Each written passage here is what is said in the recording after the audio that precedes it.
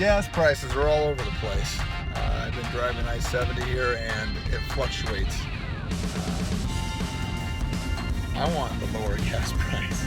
Ooh, check out this one. We can do better. Let's keep going. Come on. I just passed a place that had $2.19 a gallon, and I'm pushing to find that dollar something. Like, that's how ridiculous this can become. All right, everyone. Chapter 5. We're going to be talking about a little bit of supply and demand that we talked about in Chapter 4, but now we're going to bring in this term, elasticity. And I want you to attempt to say that word fast 5 times. Elasticity, elasticity. By the time you hit the 5th one, it doesn't even seem like a word anymore. It drives me crazy. But speaking of this, I've got to tell you this story. This sets up the stage for what we're about to talk about. I was raised by a man who would literally drive around town looking for the lowest price of gas. And I'm talking even by 2 cents. We would spend all night. We'd be in the car and we'd go another 20 miles to get to that gas station that had 2 cents less. Price elasticity of demand is a way that we can measure how sensitive consumers are to prices. So buckle in, folks, we're gonna do some math. Let's get Josh involved on this one. Let me give him a call. Hold on. Hey, Josh. Hey, Jason, how you doing? You want to talk about price elasticity of demand? Not a problem. Price elasticity of demand is a measure we use to see how sensitive consumers are to prices. So a high number, like 4, means consumers are really sensitive to the price. We call that elastic. Now, if consumers are not sensitive to prices, they'd give a low number, like 1/2. And that means consumers are not sensitive. We call that inelastic. Okay.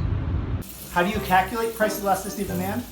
Well, it's the percentage change in quantity divided by the percentage change in price. So you see how much the price changed. Say the price goes up by 10%.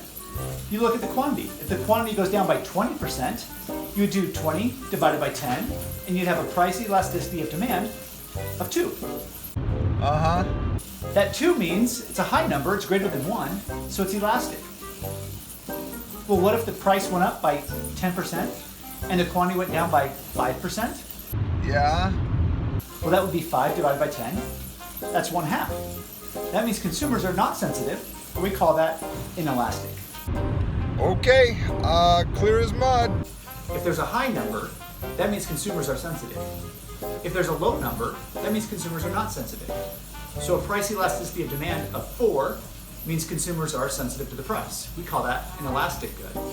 If the number is less than 1, like 1/2, we call that an inelastic good, meaning consumers are not sensitive to those prices. Yeah, totally understand. That all makes perfect sense to me. So it's really important to measure price elasticity of demand, because if you have an elastic good and you are the producer, then if you lower your price, you can increase revenue. But if your good is inelastic, the way to increase revenue is to raise the price. So the type of good you have is really important for a way to make revenue. Well, I gotta make a little more revenue right now, Jason, so I'm gonna have to hang up with you and really hit this hill hard. Okay, thanks, Josh. That helps out a bunch. I do not like math all that much, but that was pretty simplified. I like that. So let's look at 2 gas stations right next to each other. What would happen if the gas station increased their prices? 193 is good, but we can do better. Come on. It's the same gas. It all comes from the same place. And you are going to choose that cheaper gas. Okay, so instead of talking about gas stations, let's talk about gas. Is there a substitute for gas? Well, sure, I could start riding my bike. And as long as I stay in Cedar, I'm fine. I mean, anything I need to get to in Cedar is within a 7-mile radius, so yeah, that'll work. But am I gonna ride a bike in Colorado? I don't think so. So I am going to be less sensitive to the price of gas, which is strange that I would pass up $1.93.